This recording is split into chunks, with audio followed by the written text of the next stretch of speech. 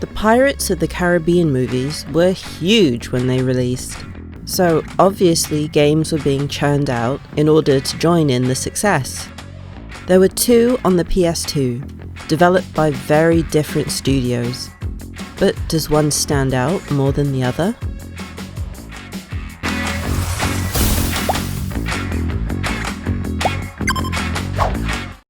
The Legend of Jack Sparrow came out in 2006 and was developed by 7 studios and published by powerhouses Bethesda and Ubisoft.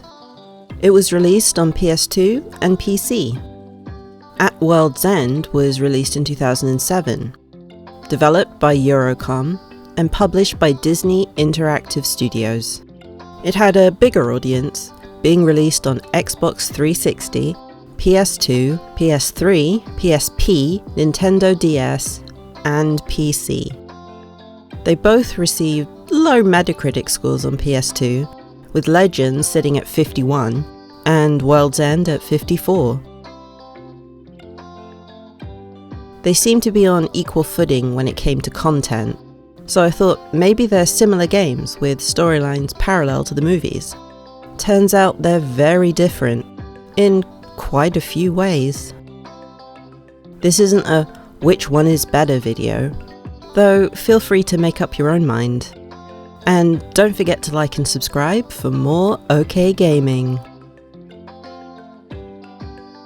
The Legend of Jack Sparrow. This game follows the events of the first movie, with Jack and Will in Panama, trying to steal an object from a Portuguese fort. It takes place 2 days after the first movie, so it's more of a fill in the story gaps kind of game. It doesn't follow the events of the movie, it just uses it as a platform to build a new little adventure. The story is told through Jack retelling his adventures while at the gallows with Will. So aside from the tutorial level, the entire game is kind of a flashback, be it with a very unreliable narrator. Now, while your false account depicts me as an enemy of Port Royal, it was I, in fact, who came to the rescue of said hamlet when it fell under siege by cursed pirates of the Black Pearl.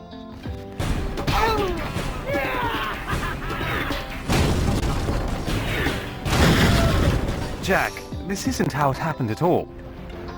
This is my story, boy, so shush. Keep your head and be grateful to have it a while longer. We've got work to do. The first mechanic we're introduced to is the ability to swap between Will and Jack, which I think was a good call. We're not bound to one character, and they have unique abilities we can use in different situations. But let's be honest, we all want to be Jack so we can watch him do his little run, even if it was a little toned down. While playing, I felt like this was designed in an older style, with levels cut into segments and paths being blocked so we can't go backwards. The camera is fixed in some places, and can change at any point, so I found myself running back and forth when trying to look at something at a different angle. Thankfully, most of the game we have horizontal controls, but no vertical. Tutorials were given by on-screen prompts, or pausing the game and giving you a visual aid. This worked well, as so much was going on at once it could be hard to pay attention to all the prompts. It was a little jarring fighting, then having my attention dragged off somewhere else, but the areas were so small it wasn't difficult to figure out what the game was trying to tell me. There's not a huge amount of exploration to be done, so the levels are very linear, with treasures being hidden in plain sight.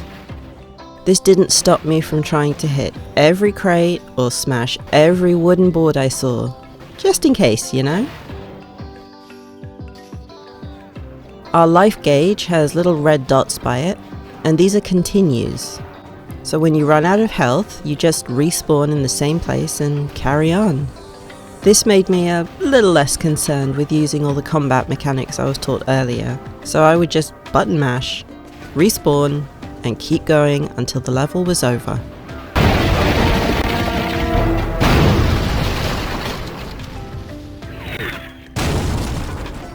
There's an upgrade system which is super simple. We spend gold on new abilities, but the downside is Jack and Will's upgrades are separate, so it feels like we have to pick a favourite and stick with them. We can light or heavy attack, block, throw explosives, and use a special range attack. For Jack, this was throwing grog bombs.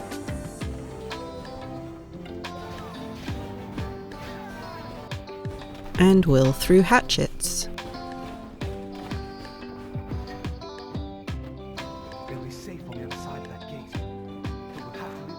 Their capacity is limited, but we can always restock from special barrels.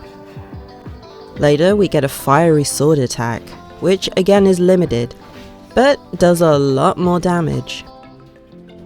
By adding so many combat mechanics, I thought fighting would be a challenge, but it turned out to be quite button mashy.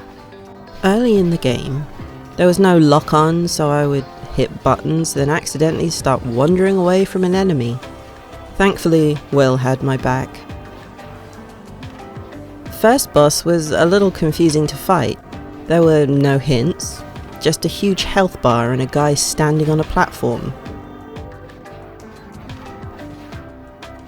I realised I just had to fight off mobs, then throw grog bombs when I had a chance. Rinse and repeat. Not great, but hey, it was something. There was a cannon section where we had to defend the fort from incoming boats. The aim on this was horrendous, and I don't think I hit more than 2 boats. There was no reticle, and the cannonballs actually had drop-off physics, which, as much as I appreciate the detail, made it very frustrating. We end up fighting with Elizabeth in her house. Ever use one of these? Why, yes, and I've also used these! Oh, that's interesting. No pressure, darling. With her and Jack fighting off pirates climbing through windows. We had to kick the ladders from the windows, and after the fight moved into the second room, we still had to keep an eye on the first, so there was a lot of back and forth, kicking ladders and hitting pirates. At the bottom of the stairs was another boss, and I immediately thought, okay, throw bombs like the last guy. But oh, how clever of you, game devs. There's a rope off to the side that holds up the chandelier. This wasn't highlighted or anything, so it was pure luck that I decided to wander over to it. Trying to get in the right place to hit the action button was a little janky, but once I did, the fight was over.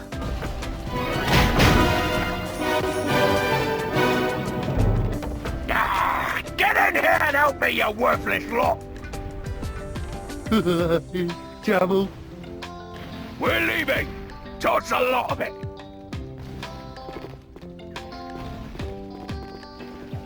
The third boss I encountered had to be defeated using his own attack against him, while trying to break metal plates off a mast.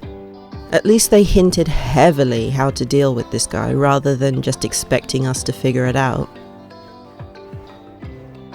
So it took me a while because you had to lead him to the exact position to hit the plates, then watch his telegraphing, and move quickly so you didn't get smacked in the face. The health gauge was actually for the metal plates rather than the pirate captain, which I thought was kind of funny. So this was a basic game with older mechanics. Not a bad thing, but it does feel a little dated playing it now. The character faces were a little creepy, with only their mouths and sometimes eyebrows moving in cutscenes. So a strange looking puppet show. Are we having pronoun issues? Thanks for all your help, gentlemen, but we won't be needing you any further. In cutscenes without dialogue, Jack and Will looked like they were literally wearing masks. To say this was unnerving would be an understatement. The level design could have made breakable objects more obvious, instead of me having to run up to every box and barrel to see if I could get loot. Otherwise, the environments were well done, even with doors to nowhere, for enemies to run out dramatically.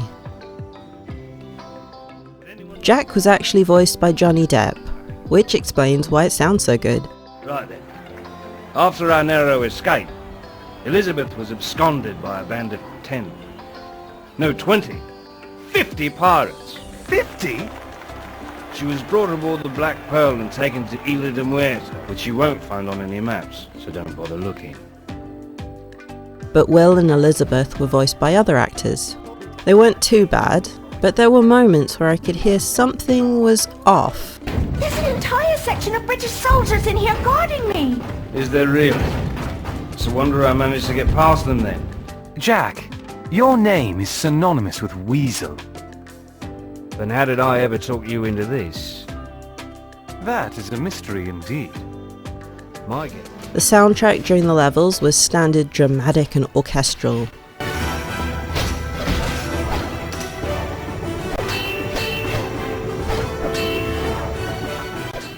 While in cutscenes, it seemed to use snippets of the movie soundtrack, or at least something very similar.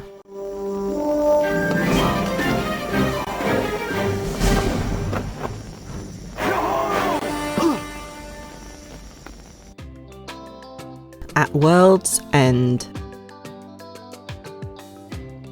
This followed the events of Dead Man's Chest and At World's End, starting as Jack in a prison, visiting Isla de Pelagostos,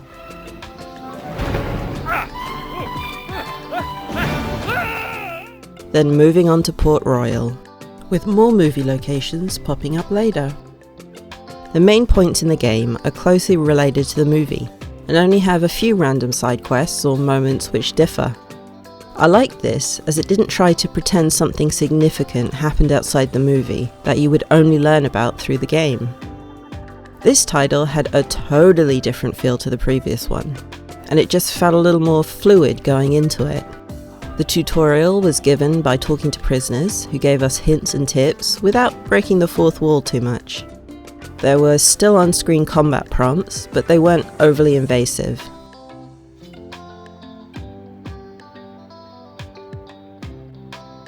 The puzzles in the level actually felt like you had to use your brain a little, but not Tomb Raider levels of thinking.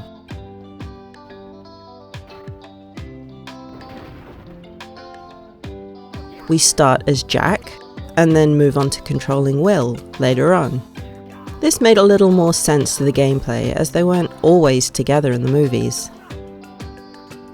Our health bar is just a number next to a heart, but to regain health we eat random roast chickens we've found lying around. If Streets of Rage taught us anything, it was to eat random roast chickens. Exploration was rewarded here, with rooms full of crates to destroy and coins to collect. This used a completely fixed camera, which was annoying at times, but did a good job of keeping important items or areas in view. A clever addition was the Jackanisms, or small sections of QuickTime events that played out as a cutscene. I was dreading this at first, but they were humorous breaks from the standard gameplay, and the button prompts weren't too quick or difficult. I do like the comic relief this brings to the gameplay. It reminds us that Jack isn't a serious character, and does get up to some antics.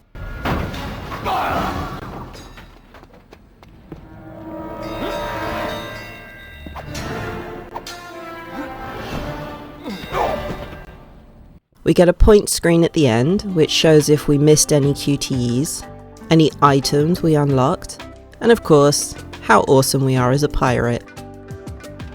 The combat is again very simple to learn and doesn't require too much strategy, until the boss fight. We're given little yellow spots on the ground, near objects we can interact with, and use to damage the boss. This was a good idea on paper, but getting the enemy in the right place for these to be useful was a little tricky.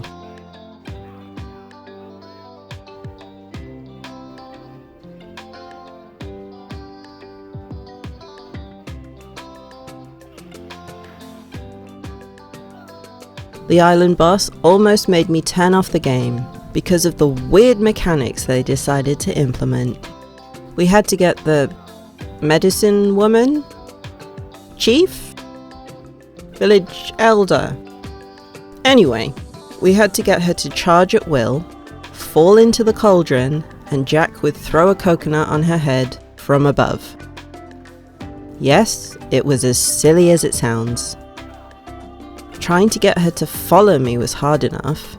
Then jumping out of the way and hoping she landed in the cauldron nearly broke me. I had to do this 3 times, and finally got there through sheer luck. The game just told me to block so my enemy would change position, but that wasn't overly helpful.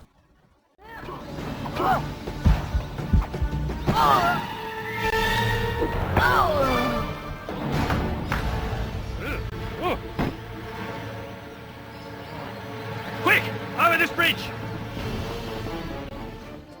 Going into Port Royal, I thought it was going to be just another level where we get in and out and on to the next, but it turned out to be a mini hub. We have more Jackanisms we could do.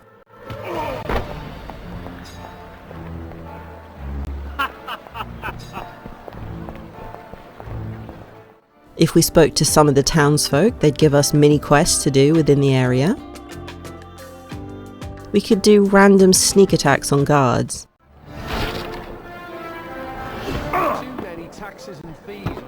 And even play pirate dice. It was a place you could actually explore and get some extra points, and of course treasure.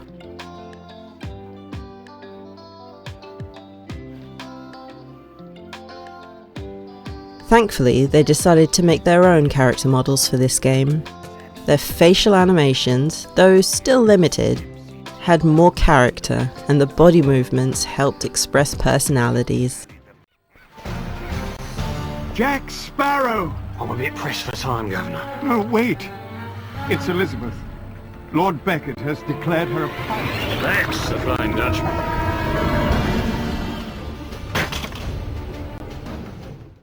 The environments were also well done, with each area having atmosphere and giving a sense of being in a large space, even though we only visit a small part of it.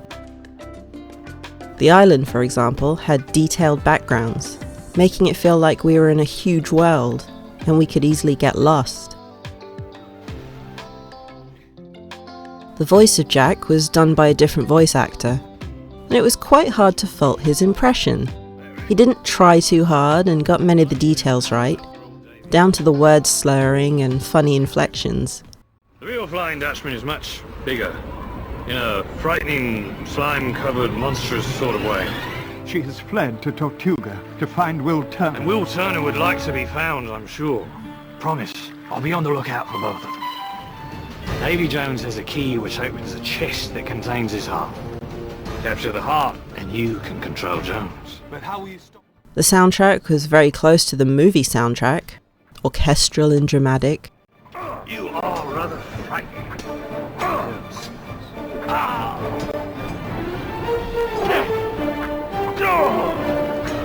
I do love winning. With funny little moments that enhanced the silliness of Jack. Anchor up, make sail, lower the jib, all the customary activities. And where to, Jack? I hear Tortuga is present this time of year.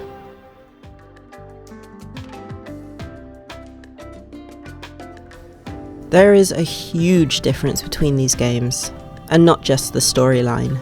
Having giants like Bethesda and Ubisoft versus Disney and now defunct studio Eurocom, you would think there was a clear blockbuster.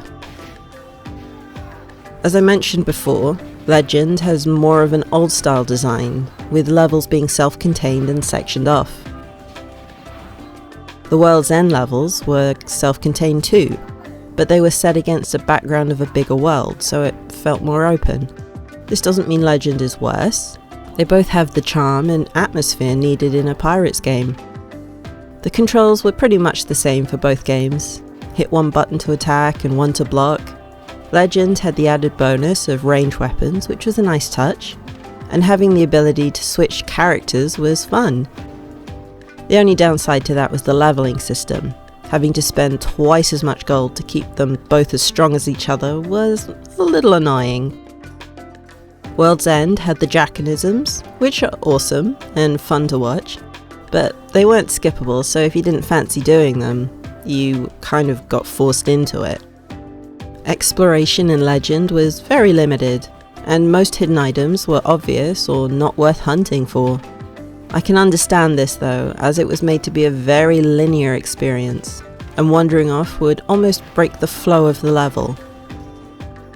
On the other hand, World's End showered you with treasure when you walked into a room that was out of the way, and there didn't seem to be much obstruction when it came to backtracking. The graphics were, well, let's say apples and oranges. Legend did well with the environments, but the characters were plastic. The animations were fine and the combat was varied, but the cutscenes. Oh man, the cutscenes. We have to stop them before they reach land. We can use these cannons. World's End seemed to hit a little different with all these points. Like the dungeon felt huge and solid. The island was warm and mysterious. And the cutscenes didn't give me nightmares. The animations for both cutscenes and combat were really well done, and I felt like they had character. Witness my desperate search for the Voodoo Queen, Teodon. Considering World's End didn't use the original cast, their voice acting was really good. In both games, no one sounded too overdone or painful to listen to, and the scripts weren't too over the top either. Overcome with remorse, we are even now on our way to deliver it back. Both had dramatic orchestral soundtracks that fit in well. You have been warned. Now, supper. And were close enough to the movie that you might not immediately hear the difference.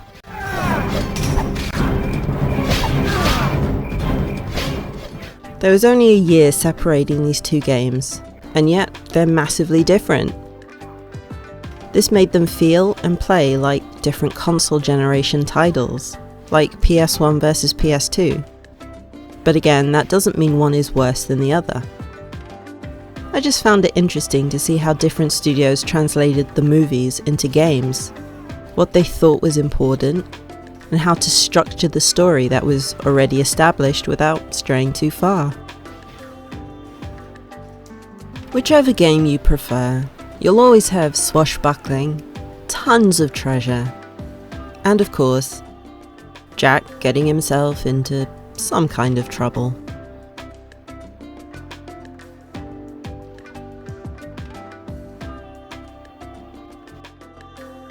This was fun. Let's do it again sometime. And if you like what you saw, don't forget to subscribe and leave a like down below.